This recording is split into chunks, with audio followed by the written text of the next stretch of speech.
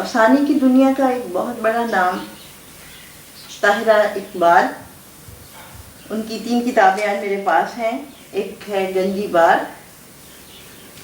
طاہرہ اقبال نے پنجاب کی زندگی پر خوب جم کر لکھا ہے اور انہوں نے اپنے آپ کو منوایا ہے اور ایک خاص اسلوب کو لے کے وہ آگے چلی ہیں اور ایک خاص انداز سے انہوں نے لکھا ہے.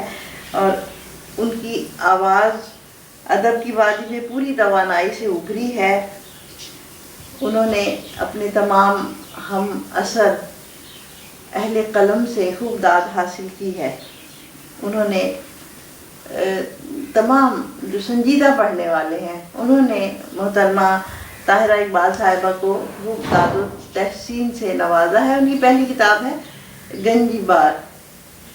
گنجی بار جو میرے پاس اس وقت موجود ہے، اور یہاں پہ فلیپ پہ جناب پروفیسر فتح محمد ملک صاحب نے تحریر کیا ہے. ان کی دوسری کتاب ہے مٹی کی سانجھ. مٹی کی سانجھ طاہرہ اقبال کی یہ کتاب، اور اس پر ڈاکٹر رشید امجد صاحب نے یہ تحریر کیا ہے. اور تیسری کتاب ہے ان کی ریخت. یہ اس پہ جناب احمد ندیم قاسمی، جناب ڈاکٹر وزیر آغا، ڈاکٹر انیس ناگی، ڈاکٹر سلیم اختر اور یونس جاوید صاحب نے تحریر کیا ہے. احمد ندیم قاسمی لکھتے ہیں، طاہرہ اقبال کے چند افسانے پڑھنے کے بعد محسوس ہوا کہ گہرے اور کھرے مشاہدے کے ذریعے اپنے افسانے کو مؤثر بنانے کا سلسلہ بیدی پر ختم نہیں ہو گیا. طاہرہ اقبال کے ہاں مجھے حیرت انگیز باریک بینی نظر آئی. ان کا بہت گہرا مشاہدہ ہے محترمہ طاہرہ اقبال کا، اور انہوں نے چھوٹی چھوٹی باتوں کو اور ایسے واقعات بھی انہوں نے دیہاتی زندگی کے لکھے ہیں کہ جنہیں پہلے لوگوں نے جن پہ قلم نہیں اٹھایا تھا، اور انہوں نے بڑی دلیری سے، بڑی بے باکی سے بولڈ موضوعات کو بھی وہ لے کے آگے چلی ہیں.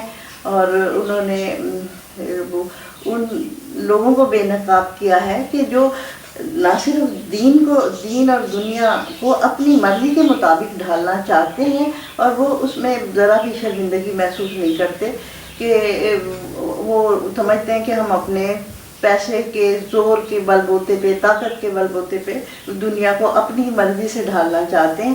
اور انہوں نے یہ جرأت کی ہے کہ، اور اس میں انہوں نے خاص طور پہ خواتین کے لیے بہت کام کیا ہے، اور ان کا جو استحصال ہو رہا ہے ان ساری ریاکاریوں کو، دھوکہ دہی کو انہوں نے بڑے خوبصورت انداز سے بے نقاب کیا ہے. طاہرہ اقبال صاحبہ کی افسانے اگر آپ پڑھنا چاہیں تو جلدی میں مت پڑھیے، یہ آرام سے پڑھنے کی چیز ہے. ان کے افسانے کی خاص بات یہ ہے کہ یہ ایک سوچ پیدا کرتے ہیں، فکر انسان کو لاحق ہوتی ہے، اور وہ ایسے نہیں ہیں کہ 3 عورتیں 3 کہانیاں اور اس ٹائپ کے نہیں ہیں کہ آپ پڑھیں اور بس گزر کے. یہ ایک سوچ پیدا کرنے کی، اور انہوں نے اپنا ایک منفرد انداز بنایا ہے.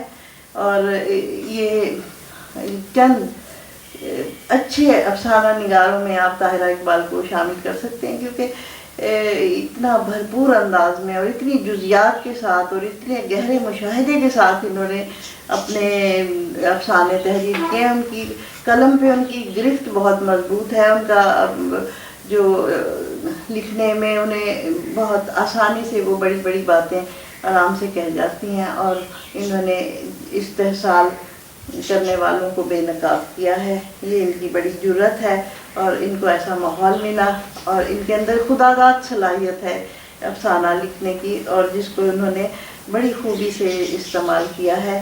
اور میں نے ان کے 3 افسانے، 3 کتابیں یہ میں نے پڑھی ہیں، مٹی کی سانجھ، ریخت اور گنجی بار، جس میں ان کا مشاہدہ اور مطالعہ اور یہ سب آپ کو سامنے نظر آئے گا. اور ان کی جو تصویریں بناتی ہیں یہ اتنی باریکی سے ہر بات کا کو تحریر کرتی ہیں کہ آپ کو اس میں وہ اپنی تحریروں سے انہوں نے چونکایا ہے لوگوں کو. اور تقریباً تمام جو آج کے عہد کے بڑے اہل قلم ہیں ان سے انہوں نے داد و تحسین حاصل کی ہے، اور انہوں نے غربت زدہ طبقے کی آواز بن کے انہوں نے دکھایا ہے. کہانی کو ویسے بنتی ہیں کہ قاری حیران رہ جاتا ہے. ان میں بے پناہ تخلیقی صلاحیتیں ہیں. 3 کتابیں آج میں ان کے بارے میں نے بات کی ہے. یہ تو پڑھنے سے تعلق رکھتی ہیں لیکن ایک سرسری سا میں نے تعلق کروایا ہے. گنجی بار، ریخت اور مٹی کی سانجھ. محترمہ طاہرہ اقبال صاحبہ ہمارے عہد کی ایک بہت بڑی افسانہ نگار، جن کی تحریر سے سب بہت مستفید ہو رہے ہیں، اور انہوں نے اردو فکشن کو انہوں نے اردو فکشن کو ان کی وجہ سے ایک توانا آواز ملی ہے. طاہرہ اقبال کی آواز، طاہرہ اقبال کے افسانے ایک سوچ اور فکر کو جنم دیتے ہیں. صبیحہ صبا اردو منزل .com